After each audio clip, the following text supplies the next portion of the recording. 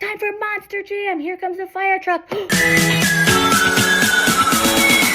Once I have that condition of motivation and I see that that learner is interested in what I have, now I'm going to fade in the demand to mand. So now they have to ask for something. That's the first type of demand we're placing on this learner.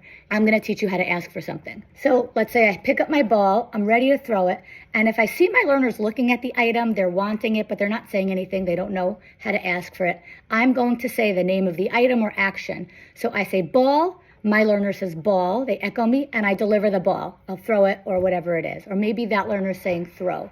And now I'm going to give some more stuff for free. I'm not going to make my learner mand for every little thing. If you have a learner that's not speaking that much, that's effortful for them, and they might lose motivation. We're just fading in mands. We're fading in requests. So maybe I do some more for free. Maybe I'm thinking, where else can I go from here? Because we've been doing these balls for a while. So maybe I throw a few more balls for free, have the learner open some more superheroes up. I could have them ask me to open up a ball because maybe I have a ball and they have a ball, so they could ask me to open it up. So there's all sorts of things you can do. Maybe this learner also likes monster trucks or they like Monster Jam. So I could build like a giant hill and set up all these little vehicles on the hill. So we have a train, which we could eventually teach mands for, but right now we're giving it for free. A motorcycle, a bus. So we have all of these things I'm setting up right here. And then now I'm going to come in and again, giving it for free because if my learner's not motivated for what I have, then I'm not prompting a mand because it wouldn't really be a mand. So I'm coming in, maybe I have my fire truck and I'm going to say, all right, it's time for Monster Jam. Here comes the fire truck. Whoa, it's jumping over all the vehicles. It made it. Whoo, it cleared the vehicles. Thank goodness. All right, here comes the next car. We have a truck. All right, here it goes. It's going to jump over all the vehicles. Is it going to make it? Is it going to make it? It made it. Now I'm going to pull up my next vehicle and I'm going to see if that learner's interested in it. If they're kind of not so interested in it, then I'm just going to give it for free again and keep adding to it or making it better for them. Here comes the train. Whoa, there it goes. Oh no, it crashed into the motorcycle. He didn't make it. Oh yeah. I hope the next vehicle makes it. So now we have a police car. Now let's say my learner is getting a little bit more interested.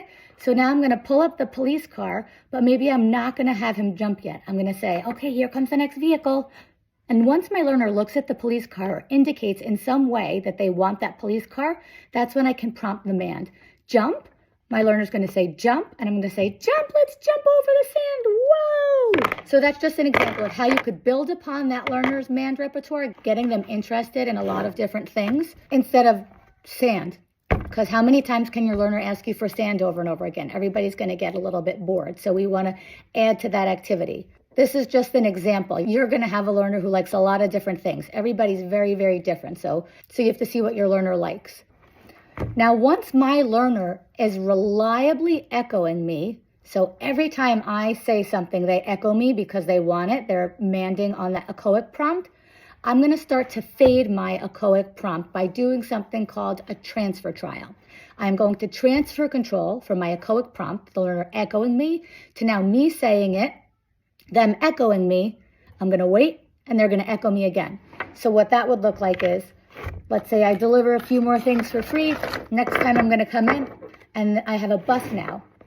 And I'm going to hold it up. Let's say my learner's been reliably echoing me in this activity.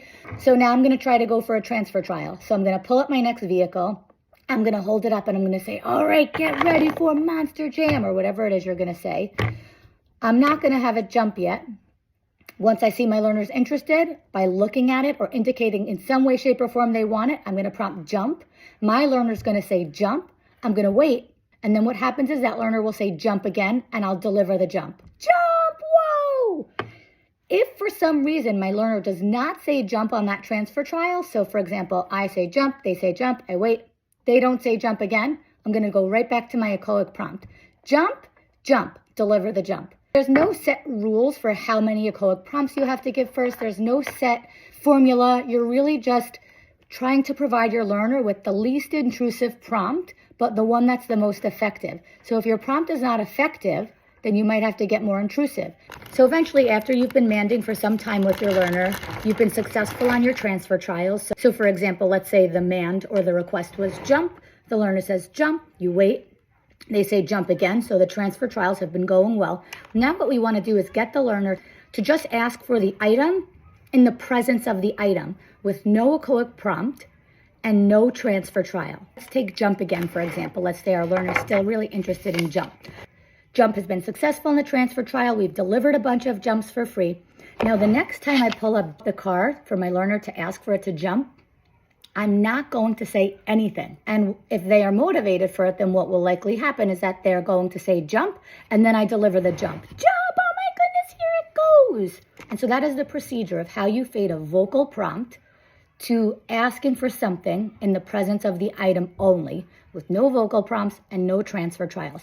And again, I spoke about this before, but we want to use the least intrusive but most effective prompt. So if my learner is motivated for this, I could see they're reaching for it. They really want me to have it jump, or they're like looking. If my learner's motivated for this, they're staring at it and they're really waiting for me to have it jump, but they're not saying jump. And I was going for that. I was going to try to have them just say jump with no echoic prompt, no transfer trial. Then I'm just going to come back in a little bit more intrusive. I'm going to say jump. They're going to say jump. Try the transfer trial. Wait. They say jump again. So it's like a dance. I'm kind of feeling out how much vocal prompting is needed for me to be successful with this learner.